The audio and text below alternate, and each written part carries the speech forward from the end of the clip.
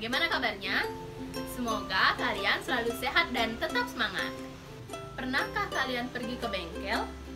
Jika kalian pernah masuk ke dalam bengkel, pasti akan melihat tumpukan besi yang sudah tidak terpakai dan biasanya berwarna kecoklatan.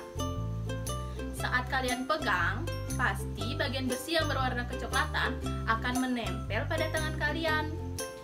Seperti yang adik-adik ketahui, warna dasar besi adalah abu-abu mengkilap. Lalu, mengapa warnanya bisa berubah menjadi kecoklatan? Itu karena besi telah mengalami korosi. Apa itu korosi? Yuk kita simak video berikut ini. Adik-adik semua, kembali bersama Kak Yuni. Sudah siap ya untuk menyimak video kali ini? Kita akan belajar bersama-sama tentang korosi. Apakah kalian pernah mendengar istilah karat atau perkaratan pada besi?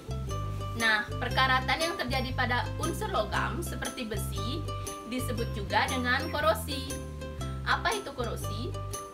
Korosi adalah perubahan logam secara fisik maupun kimia akibat hilangnya fungsi mekanis logam tersebut. Logam seperti besi bisa mengalami korosi jika bersentuhan dengan senyawa asam, air, dan mengalami perubahan suhu dalam jangka waktu yang cukup lama dan secara terus-menerus. Baik, itulah pengertian dari korosi. Dalam video ini, apalagi yang akan adik-adik pelajari? Yang pertama, tadi pengertian korosi. Yang kedua, faktor-faktor yang mempercepat terjadinya korosi. Dan yang ketiga adalah cara pencegahan korosi. Yuk kita bahas satu persatu. Yang pertama adalah proses terjadinya korosi. Proses terjadinya korosi merupakan proses elektrokimia. Elektrokimia adalah proses terjadinya reaksi redoks atau reaksi reduksi dan oksidasi secara spontan. Contohnya, korosi pada besi akan membentuk oksida besi dengan rumus molekul Fe2O3X H2O. Besi akan teroksidasi oleh oksigen dari udara dan membentuk korosi. Persamaan reaksi yang berlangsung adalah sebagai berikut. Fe menghasilkan Fe2+ dan 2 elektron. Dengan enol reaksinya adalah plus 0,44 volt. O2 plus H2O plus 4 elektron menghasilkan 4 OH-. Dengan enol reaksi adalah plus 0,40 volt. Dan membentuk reaksi sel Fe ditambah 2H2O menghasilkan Fe2+ ditambah 4 OH-. Dengan enol reaksi adalah plus 0,84 volt. Selanjutnya adalah faktor-faktor yang mempercepat terjadinya korosi. Terjadinya korosi bisa berlangsung secara cepat maupun lambat. Hal itu dipengaruhi oleh beberapa faktor, seperti yang pertama, air dan kelembapan udara. Air dan kelembapan udara memegang peranan penting pada proses terjadinya korosi. Semakin tinggi kadar uap air di sekitar logam, semakin mudah logam mengalami korosi. Jika logam berada di daerah yang memiliki kadar air yang rendah, seperti di gurun, maka proses terjadinya korosi akan berjalan lebih lambat. Oleh karena itu, simpanlah besi-besi di rumahmu di tempat yang kering dan tidak lembab, agar besi tidak mudah berkarat. Yang kedua adalah elektrolit. Jika mendengar istilah elektrolit, apakah yang kalian pikirkan? Jangan-jangan kalian berpikir salah satu produk minuman, bis 100%. Tapi bukan yang itu. Elektrolit merupakan tempat atau media yang menjadi tempat berlangsungnya transfer muatan. Hal itu mengakibatkan oksigen di udara lebih mudah mengikat elektron. Contohnya, air hujan yang bersifat asam dan air laut yang bersifat asin akan mempercepat terjadinya korosi. Tak heran jika besi-besi yang berada di sekitar pabrik akan cepat mengalami korosi karena terkena paparan dari senyawa asam. Yang ketiga adalah permukaan logam yang tidak rata. Ternyata bentuk permukaan logam yang tidak rata itu juga mempercepat terjadinya korosi loh. Hal itu diakibatkan oleh terbentuknya kutub-kutub muatan di sekitar logam. Kutub-kutub tersebut ada yang berperan sebagai anoda dan katoda.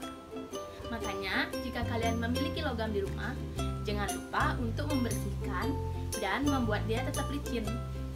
Dengan begitu, logam tidak akan mudah mengalami korosi.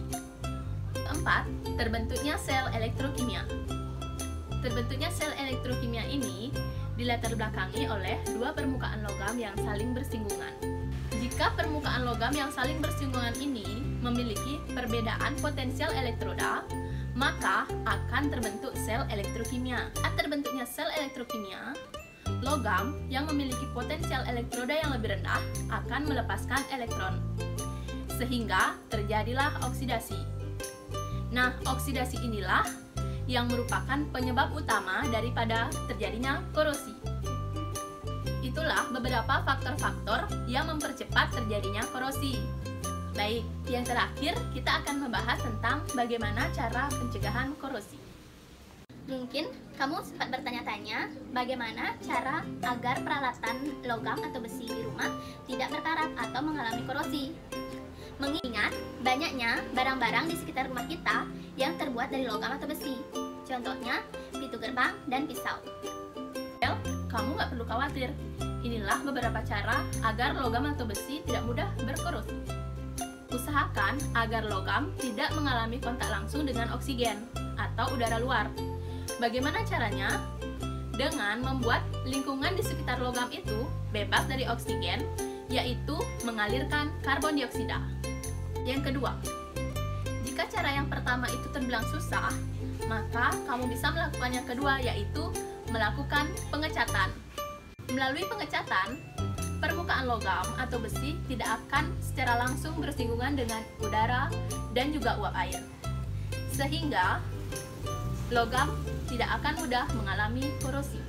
Yang ketiga, menggunakan elektroplating, yaitu melapisi permukaan logam secara elektrokimia.